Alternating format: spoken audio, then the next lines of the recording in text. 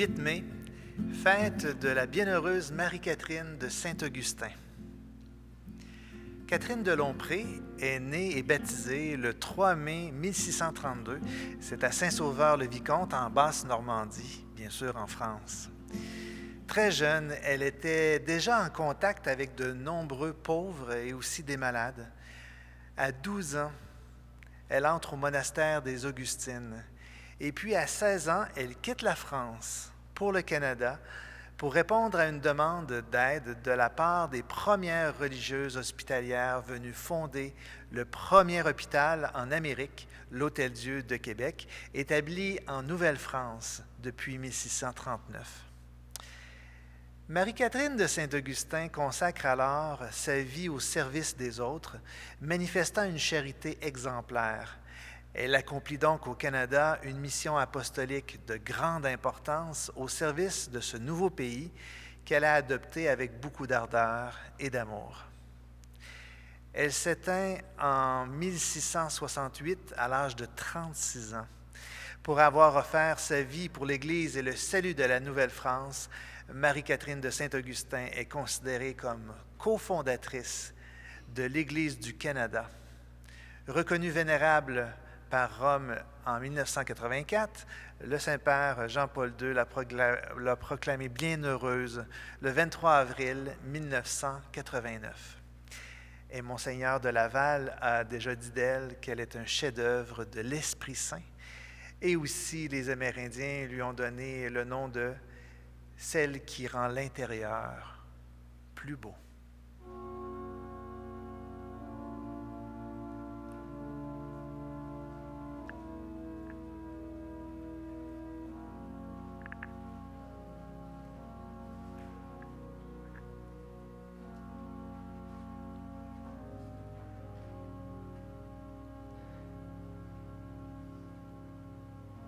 Bienheureuse Marie, Catherine de Saint-Augustin, intercède pour nous auprès du Christ Jésus et de sa mère, la très sainte Vierge Marie, Notre-Dame de protection, afin que nous puissions avec elle mettre notre confiance en celui qui peut tout.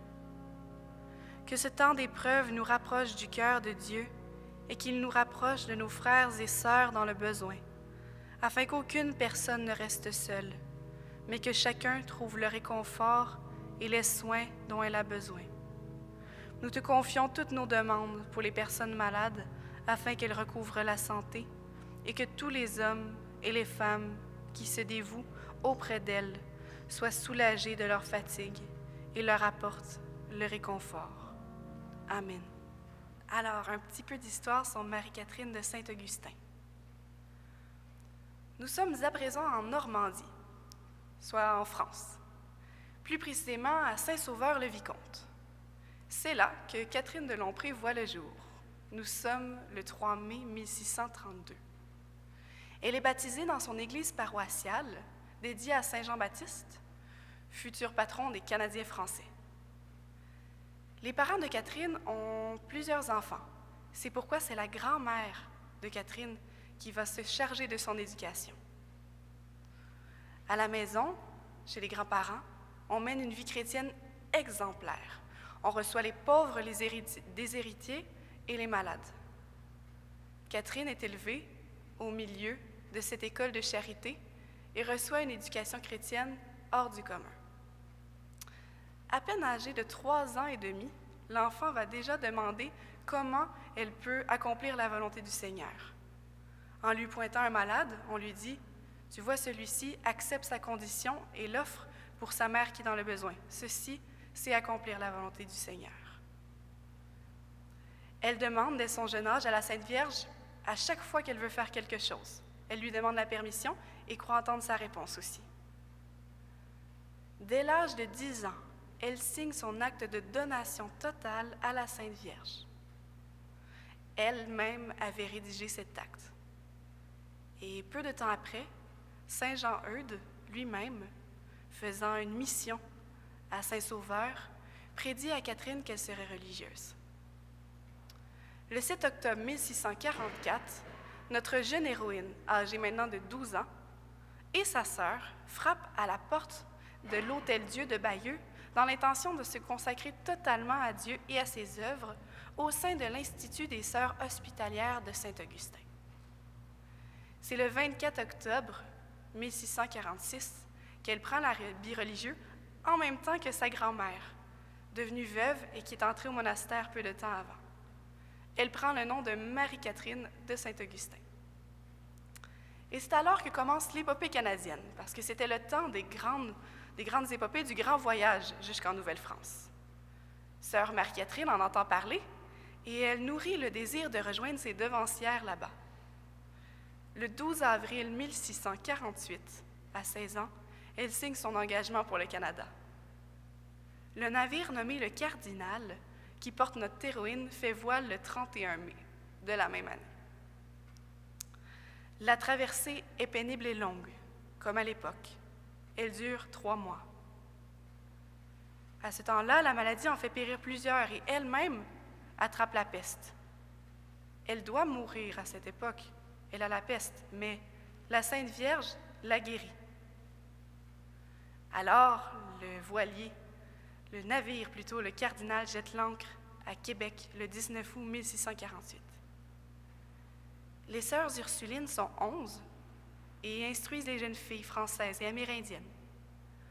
Quant aux sœurs hospitalières, au nombre de 5 à l'arrivée de sœur Marie-Catherine, elles sont rendues maintenant 8 et elles s'occupent de soigner les malades. Elles ont enduré la rigueur des hivers canadiens, la nourriture grossière, le manque de vivres, l'isolement de toute civilisation, la crainte des Iroquois.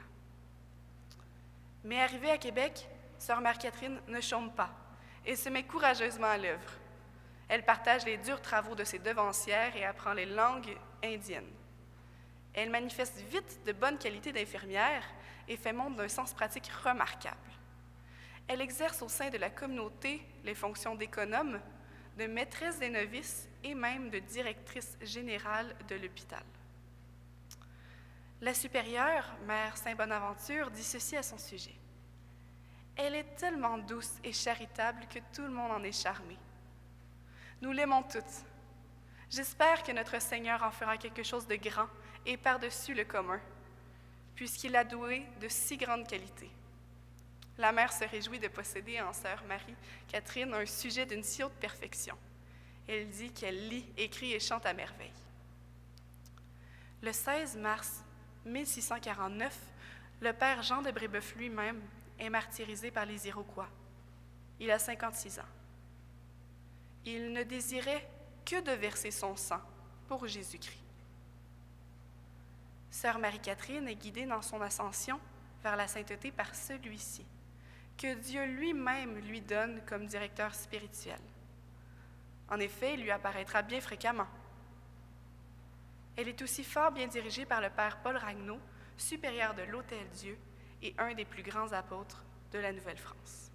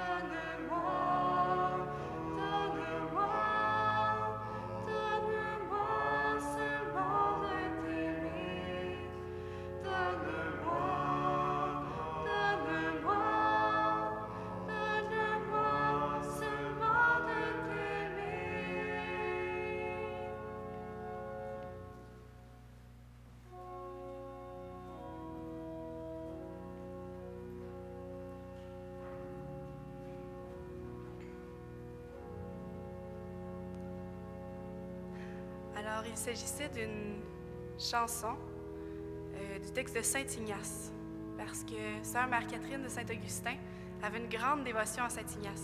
Elle avait fait ses exercices et la priait. Continuons notre histoire. Par sa bonne grâce et sa charité, notre jeune hospitalière gagne vite l'amitié des Amérindiens. Elle leur enseigne le catéchisme et affronte elle-même la rigueur et la mort par son courage. En 1652, sœur Marie-Catherine est assaillie par 2 tentations, l'une d'impureté et l'autre de retourner en France. Elle combat vaillamment la première, par la prière, le jeûne, les disciplines, se couchant sur la dure, mais surtout, elle ne cesse de s'en remettre à la très sainte Vierge, la mère de la pureté même, et à son divin Fils Jésus-Christ. À une tentation de quitter le Canada, elle répond par un vœu de perpétuelle stabilité dans sa patrie d'adoption. Sœur Marie-Catherine est gratifiée alors de quantité d'extase et de visions. Vision de la Vierge même dans sa Assomption, vision merveilleuse de la cité mariale dans le paradis, vision fréquente de notre Seigneur, vision de Saint Michel, de Saint Joseph, de plusieurs autres saints du paradis. Vision des consciences, vision de personnes décédées en France, dont elle annonce la mort au Canada avant que la nouvelle arrive. Un autre point, Monseigneur de Laval, nommé le 24 juin 1658 vicaire apostolique du Canada, sacré évêque le 8 décembre, arrive à Québec le 9 juin de l'année suivante. Le 24 août de la même année, il administre le sacrement de confirmation à sœur Marie-Catherine et à 100 Amérindiens. À cette occasion, sœur Marie-Catherine voit se dérouler dans le ciel d'une manière mystique le sacrement de confirmation. Monseigneur Laval connaît déjà très bien la sainteté que possède l'Hôtel-Dieu en raison de la personne de sœur Marie-Catherine. Il la consulte très souvent et recommande à ses prières les affaires les plus importantes du diocèse. Mais il faut savoir qu'en 1660, on confie une personne possédée du démon aux bons soins de sœur Marie-Catherine. Les démons enragés contre la sainte religieuse lui apparaissent et lui font subir des épreuves atroces. Mais quand elle prie pour les pécheurs, Dieu permet qu'elle soit comme une prison où les démons sont contraints de demeurer. Ainsi, ils ne peuvent pas faire de mal à d'autres. Elle aura néanmoins, malgré tout cela, quantité de consolation, car un jour, elle voit notre Seigneur comme venant d'être flagellé. Alors toute l'emprise que les démons essayaient d'avoir sur elle se change en un amour si fort, si tendre, qu'elle en est entièrement transformée, et elle conçoit une horreur très forte du péché. Elle offre aussi ses souffrances pour les âmes du purgatoire et en délivre beaucoup. Sœur Marie-Catherine obtient par ses prières et ses souffrances la conversion du gouverneur même de la Nouvelle-France, M. de Mézy, qui laissait libre cours au commerce de l'eau-de-vie. Parce qu'en fait, à cette époque, c'était un problème. Cela devenait un fléau sur la Nouvelle-France que ce commerce. Monseigneur de Laval a même décidé de repasser de France pour recourir à l'autorité du roi. Sœur Marie-Catherine voit notre Seigneur extrêmement irrité par cela et elle le prie de convertir les coupables et s'accable de pénitence. C'est alors que le 5 février 1663 débute un prodigieux tremblement de terre par tout le Canada qui durera 7 longs mois. Dieu favorise sœur Marie-Catherine de la vision du tremblement de terre avant que cela ait lieu, afin de l'encourager à prier et à s'offrir en holocauste pour les péchés du peuple. Et durant ce séisme, aussitôt elle le fait. Dieu se laisse toucher, permet que tout le peuple se convertisse, et malgré de violentes secousses de 6,9, tous sont épargnés. Elle est une réelle bénédiction pour l'ensemble de la colonie. Elle est bien hospitalière au chevet des malades, et elle leur prodigue tous les soins du corps, mais néanmoins, elle est 1000 fois plus préoccupée du salut de leur âme. Elle demande à Dieu et obtient la faveur que personne de son hôpital ne meurt sans être en état de grâce. Quelle merveille! Consumée par l'ardeur de sa charité, plus que par la maladie, elle meurt pieusement dans le Seigneur le 8 mai 1668, en la fête de Saint-Michel-Archange. La belle âme de sœur Marie-Catherine s'envole au ciel à l'Hôtel-Dieu de Québec. On dit que son visage reste comme celui d'une personne qui sera en contemplation. Toute la ville de Québec qui visite le corps peut en témoigner. Oui, notre patrie a été fondée par le sang des martyrs, l'holocauste des saints, la sueur de nos colons. Ceux qui en ont pris possession l'ont fait au nom du Christ. Comme elle a converti le gouverneur de la Nouvelle-France d'autrefois, M. de Mézy, puisse-t-elle obtenir aussi la conversion de nos ministres et députés actuels. Comme le proclamait le cardinal Pie, pour la France, on peut le répéter pour notre Nouvelle-France. Jésus-Christ est la pierre angulaire de notre pays, le sommaire de notre histoire. Jésus-Christ, c'est tout notre avenir.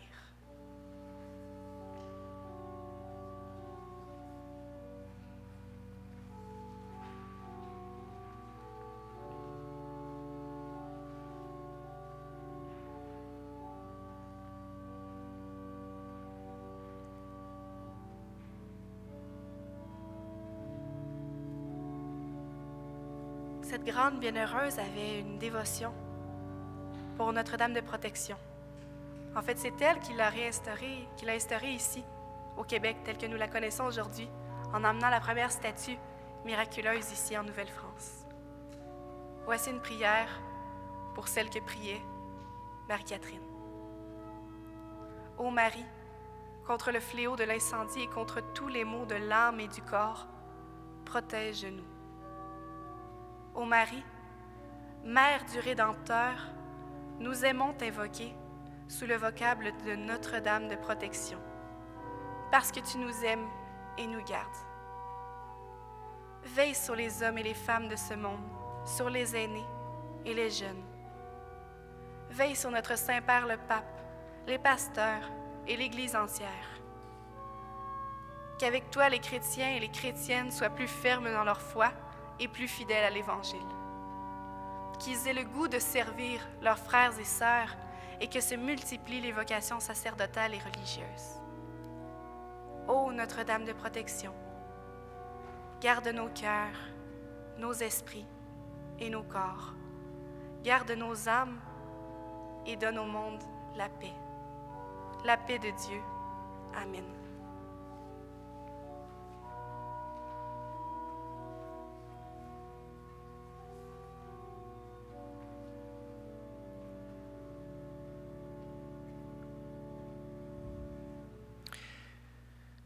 Je vous invite à travers les différentes intentions de dire « Seigneur de la vie, exauce notre prière ». La bienheureuse Marie-Catherine de Saint-Augustin, toi qui intercèdes pour nous auprès de la Vierge Marie et de la Sainte Trinité, nous confions ces intentions à ta prière bienveillante. Prions pour les personnes atteintes de la COVID-19. Que l'Esprit Saint leur donne constance et assurance dans l'épreuve. Seigneur de la vie, exauce notre prière. Prions pour les proches des personnes malades. Que l'Esprit Saint les soutienne et les libère de la crainte. Seigneur de la vie, exauce notre prière. Prions pour le personnel soignant et les responsables de la santé publique. Que l'Esprit Saint les supporte dans leur travail et éclaire leurs décisions. Seigneur de la vie, exauce notre prière. Prions pour toutes les personnes dévouées à leur prochain.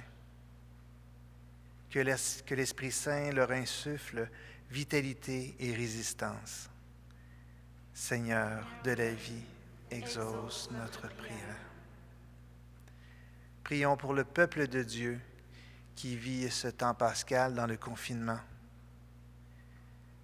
Que l'Esprit Saint le renouvelle dans sa ferveur et l'unifie dans la communion. Seigneur de la vie, exauce notre prière. Seigneur, nous te remercions pour ce témoin de foi, ce témoin de feu qui est bien la bienheureuse Marie-Catherine de Saint-Augustin.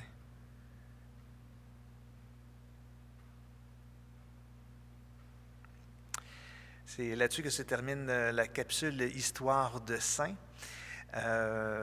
Vu qu'on est le 8 mai, eh bien, le lendemain, donc demain, il y aura l'adoration interactive immédiatement après la messe à 9h35. Donc, vous êtes invités à vous joindre à ceux et celles qui seront tout près du Saint-Sacrement pour que vous puissiez aussi vivre ce temps de prière-là avec eux. Et ensuite, le lendemain, le dimanche, eh bien, il y aura, comme depuis le début du temps pascal, les vêpres du dimanche à 17h, accompagnés d'Andréane et de Justin. Donc, deux temps de prière qui vous sont proposés dans la prochaine fin de semaine. Merci et bonne journée.